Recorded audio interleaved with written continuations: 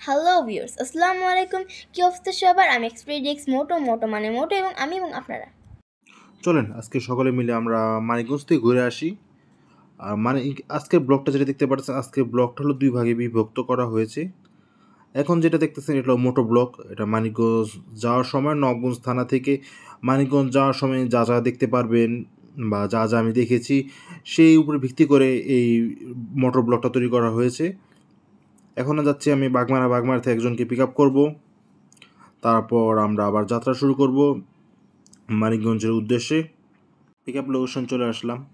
এখন আমি যাকে পিক আপ করার জন্য আসছি তার নাম হচ্ছে দাদা ভাই।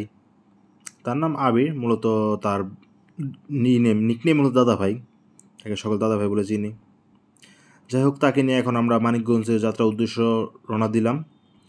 এখন আমরা আছি বাগমারা স্ট্যান্ড ক্রস করব, তারপর বান্দরা স্ট্যান্ড পার করব, বাগমারা নবগঞ্জ বান্দরা ভিতর দিয়ে আমরা হয়ে একবারে মানিকগঞ্জ সদর যাব। সদর থেকে আমরা জমিদার বাড়ি যাব, আটুরিয়া না ফুটুরিয়া জায়গার নামটা খুব জোস লাগে। আর এই জায়গাটা আসার আবার ভিডিও চালু করার কারণ হচ্ছে জায়গাটা খুবই সুন্দর দেখতে, আমার কাছে ভালো লাগছে জায়গাটা, তাই আবার জায়গার শোটটা নেওয়া হচ্ছে। এটা বান্দরাদের ভিতরে বাংলা বাজার মেবি জায়গাটির নাম বলে। রাস্তাটা ছোট বাট সৌন্দর্য সাজানো গোছানোই লাগছে আমার কাছে। যারা নবগঞ্জ থানার দিকে মানিকগঞ্জ যেতে চান তাদের ক্ষেত্রে যেমন বান্দরা হয়ে বান্দরা বাংলা বাজার জামসা দিয়ে মানিকগঞ্জ সদরে যাওয়া যায়। আর এখন তো আমরা বান্দরা আছি, বান্দরের ভিতরে বাংলা বাজার উঠে আসছে। এটা জায়গার নাম সঠিক আমি জানি না, আমি যতটুকু সাইনবোর্ডের পর লেখা দেখলাম বাংলা বাজার লেখা দেখছি আমি, সেই হিসাবে রাস্তার নামটা বলতে পারলাম। রাস্তাটা খুবই নিরিবিলি, গাছপালা, এখানে ছোটোটা স্ট্যান্ড মতন আছে, স্ট্যান্ডটা নাই দেখাই। আবারও চলে আসলাম, দুই পাশ ভরে গাছের মাঝখানে রাস্তা, প্রকৃতির মাঝখানে একদম, কিন্তু মাঝখানে একটু ভাঙ্গা আছে। বাইকে তেল ভরার জন্য থামলাম। আর যেখানে থামছি এটা হলো জামসা বাজার একটুটুক আগে। এটা পেট্রোল পাম্প আছে ছোটোখাটো।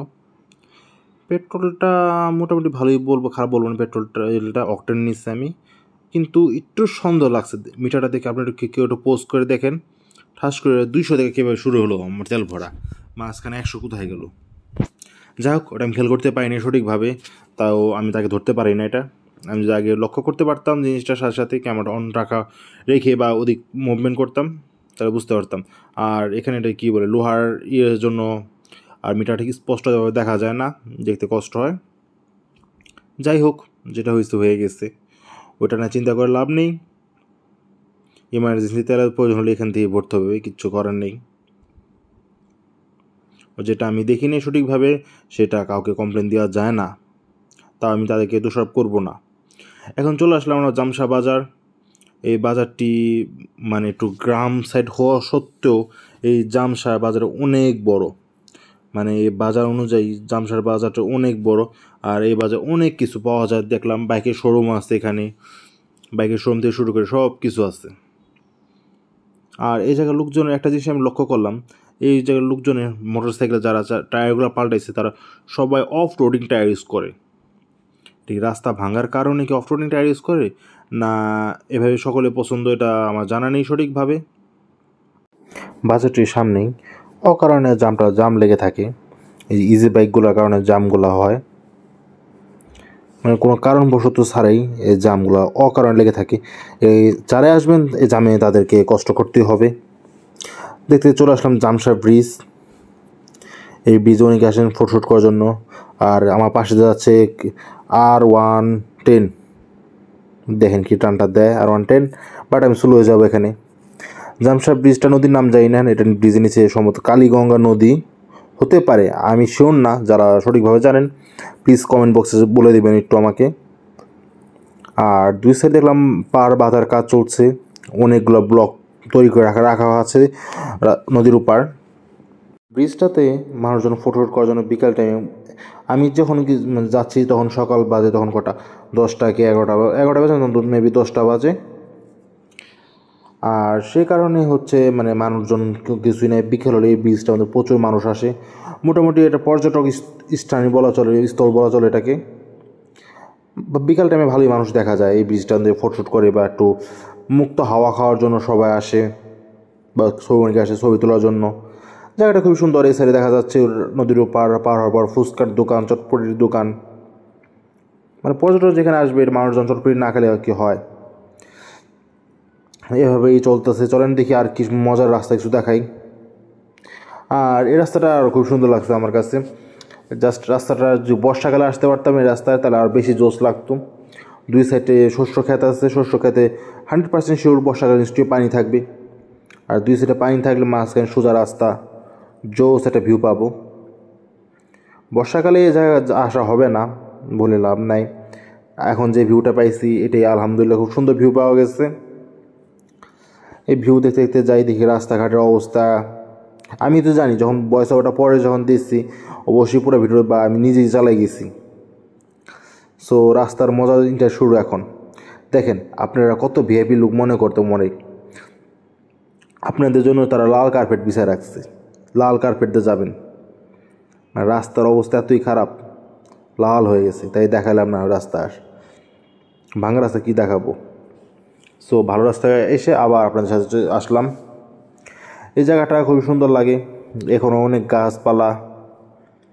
আর এদিকে একটা জিনিস আমি বুঝতে পারলাম না, এই জায়গায় মানুষ মানে বাঁশ প্রিয়। দেখেন কি পরিমাণে বাঁশ। জায়গাটির নাম মানিকগঞ্জ না হয়ে বাঁশগঞ্জ, বাঁশ দে, এই টাইপের কিছুটা হলে ভালো হতো আমার মনে হয়। কারণ দুই সাইডে যা দেখছেন সব বাঁশ গাছ, এত বাঁশ। তাই এই তো জায়গাটা আমার হওয়া উচিত ছিল বাঁশ দে বা বাঁশগঞ্জ, তাহলে ভালো হতো। যাই হোক, বাস এরিয়া পার করে ফেললাম। এখন মোটামুটি ফাঁকা রাস্তা চলে আসছি। এটা তো মূলত একটা মহাসড়ক, ঢাকা আরিচা মহাসড়ক যেটি, সেই মহাসড়কে চলে আসলাম। বৃষ্টির অবস্থা, আকাশের অবস্থা একটু ভয়াবহ। জাস্ট আকাশের দিকে তাকালে বুঝতে পারবেন আকাশের অবস্থা কী ভয়াবহ হয়ে রয়েছে। মানে আমি বৃষ্টিতে ভিজছি, বৃষ্টিতে আমার ভিজতে হয়েছে। আপনাদের ব্লগও দেখতে পারবেন বৃষ্টিতে ভিজা হয়েছে। আকাশে কী পরিমাণে অন্ধকার হয়ে গেছে, মানে থামবো যে বা আমার সাথে কোনো রেনকোট ছাতায় কোনো কিচ্ছু ছিল না। জাস্ট আমি ভয়ে আছি এখন বৃষ্টিটা কখন আসবে। এই যে দেখেন আরও অন্ধকার হয়ে গেছে, বৃষ্টি একদম সুনিকটে, যে কোনো বৃষ্টি নামতে পারে। ওয়েদারটা পুরোপুরি ভয়াবহ হয়ে গেছে। আর ওয়েদার যাই হোক, আপনারা মিউজিকটি এনজয় করেন, আমি রাস্তা পার করি, দেখি বৃষ্টিতে ভিজে কি না। ভিজলে দেখা হচ্ছে আবার।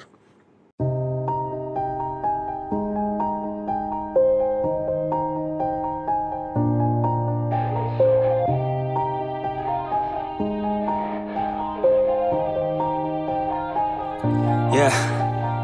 Everybody knows that I'm breaking down. Everybody knows I ain't faking now. Everybody knows my heart's vacant now. Yeah, she hates me now, I made mistakes but now I don't ever wanna be alone. I don't really ever feel at home. On my own, in the zone, that's the only way I know. Feeling low, about to blow back up. Here I won't ever let the doubt creep in. Gotta pop a couple more aspirin. I don't think I'll ever let you in. Easier to break it off best friends. I don't really understand myself, I don't really understand, need help. I don't wanna be left on the shelf. Couldn't even hear me if I yelled. It's so cold outside, I'm alone, I'm alright. It's so cold outside, I'm alone, I'm alright. It's so cold outside, I'm alone, it's so cold outside,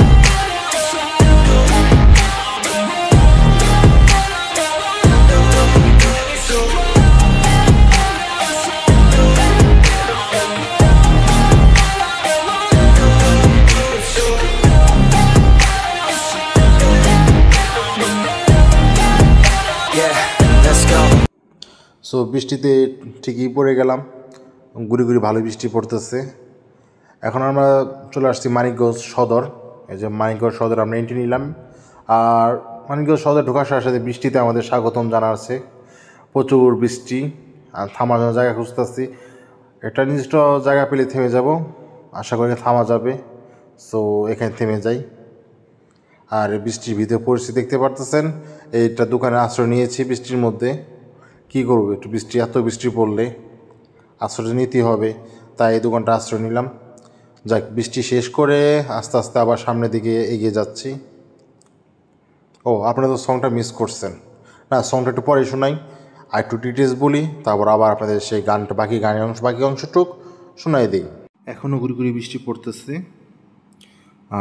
আমার ভয়েসটা একটুর জন্য আমি দুঃখিত। আমার voice ভালো না, আমি নিজেও জানি, তাও আপনাদের মাঝে আসি। এখানে দেখতে পারা যাচ্ছে এখানে বঙ্গবন্ধুর স্মৃতিতে কোনো একটা ভাস্কর্য তৈরি করা হয়েছে, বাট দেখতে খুবই সুন্দর। আর ভিতরে ছবি তোলার মতন জায়গা আছে, দেখলাম ভিতরে যাওয়া যায়, বাট সময় স্বল্পতার কারণে ভিতরে যেতে পারিনি আমি। আর তার মধ্যে ওয়েদারটা এখনও খারাপ, দেখতেই পারতেছেন আপনারা কেমন অন্ধকার হয়ে রয়েছে।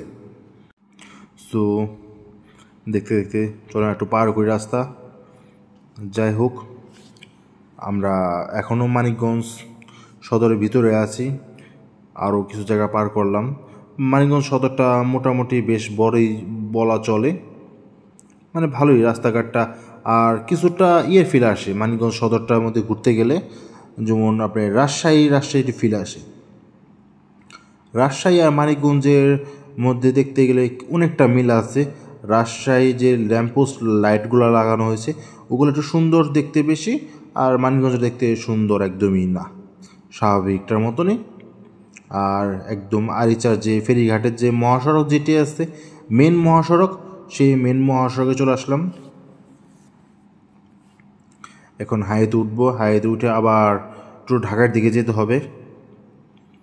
সো আরিচা মহাসড়কে এখন আমরা একটু আজব রাস্তা, আর রাস্তাটা মোটামুটি একটু ভয়াবহ বলাই চলে, বিকজ গাড়িগুলো একটু রাফ আসে। আর রাস্তার মাঝখানে পুরো রাস্তা ডিভাইডেড দেওয়া নাই, কিছু কিছু জায়গায় ডিভাইডেড, এই জায়গার স্ট্যান্ডগুলোতে ডিভাইডেড দেওয়া আছে, সেসব জায়গায় একটু মানে রিস্ক ফ্রি। যেমন এইসব জায়গায় দেখেন কোনো ডিভাইডেড নাই, মুখামুখি গাড়ি আসতে পারে।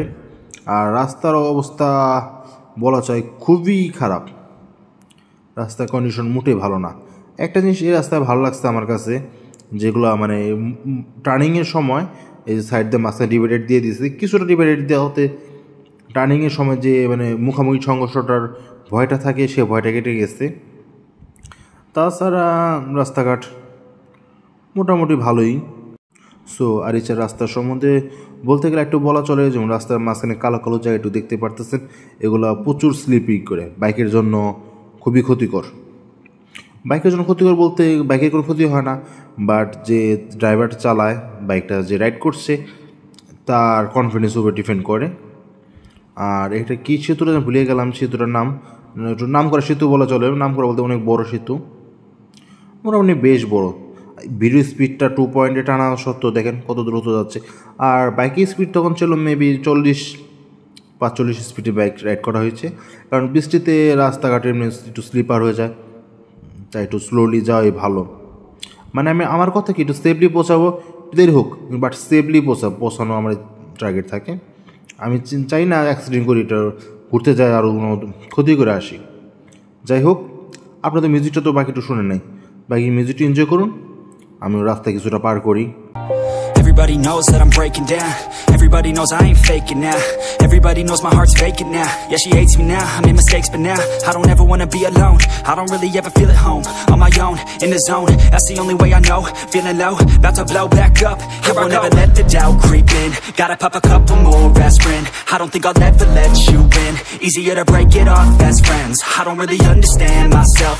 I don't really understand, need help. I don't wanna be left on the shelf. Couldn't even hear me if I yelled. It's so cold outside, I'm alone, I'm alright.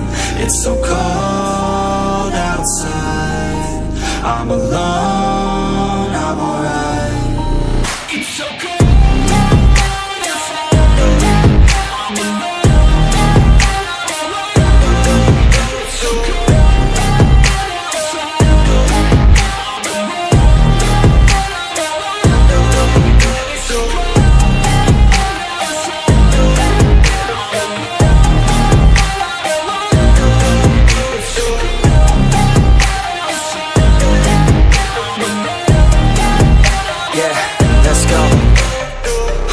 break down. Always feel like I could break now, but I never let it take me to that place now.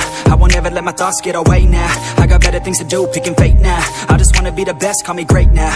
I don't know if I'm okay or insane now. I remember better days on the playground, hoping I can find my way to even when I'm feeling down. I fight, even when I don't know what is right. I'ma pick a side, and I'ma take pride. I will decide my fate, and I will never let them tell me who I am. If you try to shake me, I'll be damned. Planet on the ground is where I stand. Never give up, that was always the plan. It's so cold outside, I'm alone, I'm alright. It's so cold outside, I'm alone. Saturia উপজেলা পরিষদ, এটা কেন্দ্র মসজিদ। ফুটুরিয়া গ্রামের নাম হচ্ছে ফুটুরিয়া, উপজেলার নাম হচ্ছে সাটুরিয়া। জিনিসটা হচ্ছে জোস লাগছে, সাটুরিয়া এটা তো জোস। স্কুলটা তো স্কুলের শটটা নিতেই হয় 100%, এটা মিস করা যাবে না। এখন নিয়ে যাবো, আসার সময় মনে থাকবে না। ওয়াও, জায়গাগুলো সুন্দর। আগে স্কুলটা দেখতে পারতেছেন, স্কুল না, স্কুলের শটটা কি স্কুল অন্য কিছু, ঈশ্বরচন্দ্র বিদ্যাসাগর স্কুল, জোস তো স্কুলটা। স্কুলটি হচ্ছে ঈশ্বরচন্দ্র বিদ্যাসাগরের নামে নামকরণ করা হয়েছে, কিন্তু ব্যাটারিয়ান ঈশ্বরচন্দ্র ইংলিশ মিডিয়াম স্কুল এটি। আর স্কুলটি ভিতরে ঢুকতে পারেনি। স্কুলটি খুবই সুন্দর। এটি একটি খুবই পুরাতন স্কুল, আর এটা মেবি ব্রিটিশ আমল থেকে ইংলিশ মিডিয়ামে পড়াশোনা করা হচ্ছে। দেখেন 1920 সাল 22 সাল লেখা আছে, তাহলে 1920 সালে স্কুলটা তৈরি হয়েছে, তখন থেকে স্কুলটা চালু হয়েছে। বাট খুবই সুন্দর, মানে ব্রিটিশদের যে বুদ্ধি তাদের সাথে পারা যায় না। এই জন্য আমরা বলি যাদের মাথায় বেশি বুদ্ধি তাদেরকে আমরা এখনও ব্রিটিশ বলি। মানে বর্তমান স্কুলগুলো এই ব্রিটিশ স্কুলের কাছে চেহারা দিক দিয়ে, মানে সৌন্দর্য দিক দিয়ে কোনো কিচ্ছু না। মানে কত 100 বছর বেশি হতে হবে পুরনো স্কুলটা, না হিসাব করলে তো পাওয়া যায়। এত পুরানো স্কুল, তাও কত সুন্দর। আর এই বাড়িগুলো দেখা যাচ্ছে এগুলো 300 বছর পুরানো বাড়ি। এটাই আমাদের মেন স্পট বা গন্তব্য। এখানে এটা নিয়ে আরেকটা ফুল ব্লগ আসতেছে, এটা ভিতরে কী কী দেখতে পারবেন। আজকে তো এটা আপলোড করা হচ্ছে, সো আপনারা ইনশাল্লাহ তা কয়েকদিন পরে আপনারা ওটা ভিডিওটা পেয়ে যাবেন। আল্লাহ অশেষ দয়া সুন্দর মতন চলে আসতে পারছি। চলুন একটু মজার দৃশ্য দেখায় নিয়ে আসে আপনাদেরকে। আর যারা বাইক নিয়ে আসবেন তারা একদম টেনশন ফ্রিভাবে থাকবেন, কারণ এখানে তাদের দায়িত্বে 30 টাকার বিনিময়ে বাইকটি আপনি পার্কিং করতে পারবেন। বাইকটি যখন আপনি রাখবেন, লক করবেন, তাদেরকে 30 টাকা দেবেন। আপনার বাইকের নাম্বার প্লেটে যে নাম্বারটা আছে সেটা লিখে তারা একটা রিসিট কেটে দিবে, যে রিসিটটি। আর বাইকটি নেওয়ার সময় ঠিক এই রিসিটটার দিকে আপনার বাইকটি নিতে হবে। আর রিসিটটা না দেখালে বাইক আপনার তারা দিবে না। তা আমি রিসিটটা কেটে নিলাম। সো এখন যাবো টিকিট কাটার জন্য। টিকিট রাখার ব্যবস্থা থাকলে আমাদের জন্য আরও ভালো হতো, কারণ হেলমেট হাতে নিয়ে ঘোরা অনেক কষ্টকর। যাই হোক, চলেন টিকিট কেটে নিয়ে আসি। আমার দেশি মানুষের জন্য 30 টাকা, স্টুডেন্টের জন্য 10 টাকা, আর যারা সারভুক্ত দেশ তাদের জন্য 100 টাকা, আর যারা ফরেনার তাদের জন্য 400 টাকা।